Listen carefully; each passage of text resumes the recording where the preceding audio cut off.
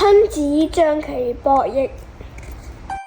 喺呢個四四方方嘅棋盤上面，流傳咗過千年的智慧，每一步棋都訴說着一個故事。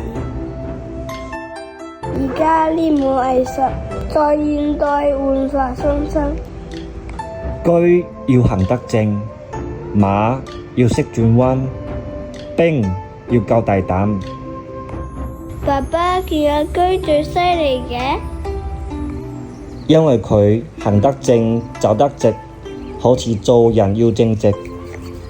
見阿馬要轉彎嘅，說明馬靈活變通，但要防絆馬腳，好似做人要審時度勢。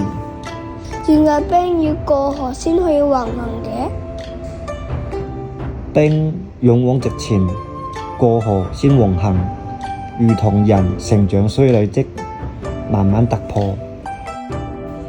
行錯步唔使驚，好似做錯功課，重新嚟過就得啦。虎棋文憑教子言，亂車出馬力爭先。學工亦取藏天地，校訓用棋至更堅。我係 P2C 班嘅楊德志，一齊嚟捉棋吧！